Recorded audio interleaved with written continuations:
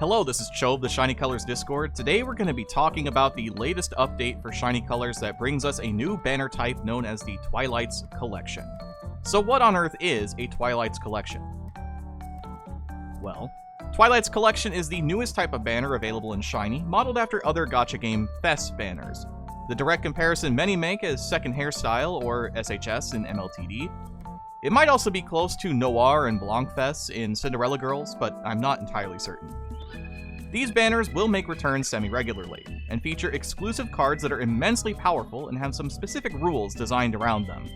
Unlike Anniversary limited banners, which typically have a 10% SSR rate, Twilight's collection uses the standard SSR rates of limited banners, meaning a 5% SSR rate total, 2% for produce, 3% for support, and a 0.5% pickup rate for the featured.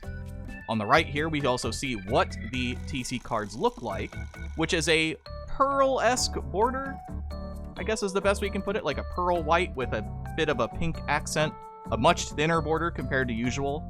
Honestly, it looks kind of weird, but that's just me. Now, for the Produce cards. TC Produce cards feature an expanded skill tree, with 3 new panels available to unlock for 60 SP each once fully evolved. Highlighted on the screenshot of the right is the new Rainbow passive, exclusive to TC cards, and an evolution of the Gold passives on most other cards. These Rainbow passives are immensely powerful compared to Gold passives, but come with a restriction. You're limited to 1 Rainbow passive per turn if the panels are identical to each other. This does mean you're able to activate a Twilight's Collection support passive the same turn you activate a Produce passive. Again, as long as they're not designed the same way. Another interesting aspect of TC Produce cards are that they have a unique passive that they unlock right at the very beginning at 0 stars, which will affect your entire team. In this current example, Mono's passive buffs your entire team's appeal strength by 5% by just existing, which is already a pretty powerful effect. And if we get more of them like this, it'll be all the scarier. The support cards do not gain the expanded skill tree like Produce cards, but do come with an available Rainbow passive once fully upgraded. These Rainbow passives also can only activate once per turn independently of Produce Rainbow passives, with the same rule that Rainbow passives of the same name and effect cannot be used on the same turn. This prevents 5 of these, say if you use this Kaho support on your entire team, you can't have that passive activate on all 5 members on the same turn. Only one of them is going to be picked, if it does decide to go off. TC supports also have an upgraded support skill setup compared to normal SSRs and limited SSRs, with higher values in certain skills that we've not seen before, such as Idol's Bond, which, when Kaho is maxed out, becomes level 15. Previously, the cap we've seen is level 10.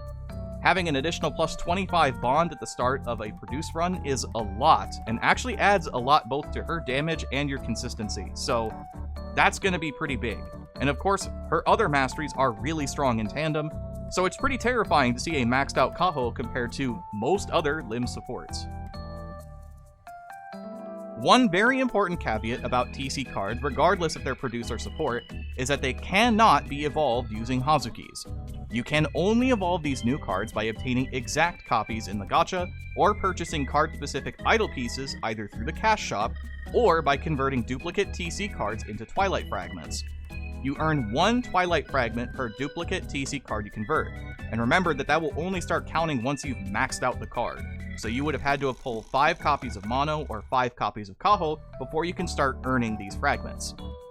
It initially costs 5 fragments for 10 idol pieces, in other words 1 limit break, so you would need to get 5 additional copies of Mono to upgrade Kaho by 1 star. This would then presumably double after you've bought your first 2 sets, so getting 1 star and 2 star will cost 5, getting 3 star and 4 star will cost 10.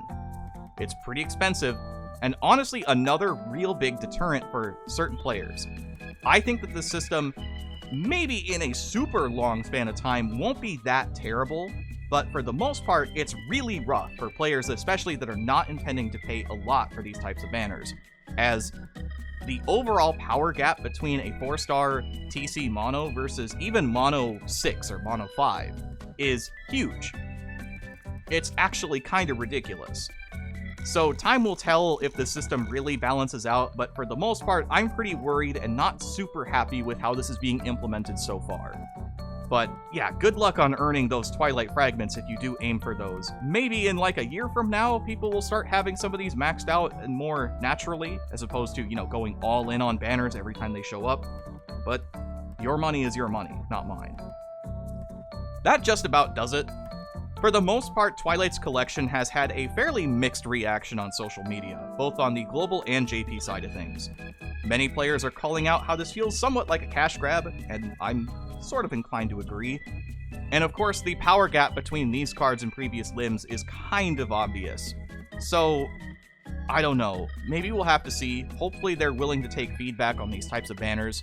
I would also like to see just general things improved. We've seen things like smaller sparks on recent banners, which I think would be cool for a banner type like this, even if that means that the overall power gap is lessened, but it would make it slightly more incentivized for players that aren't spending as much because the spark is smaller too.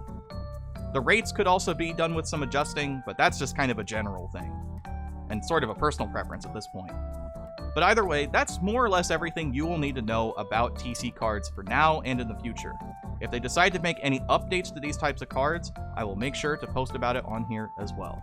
If you have any other questions or other thoughts on TC and just the whole thing in general, feel free to comment below. Till next video, I've been Cho, thanks for watching, have a wonderful rest of your day.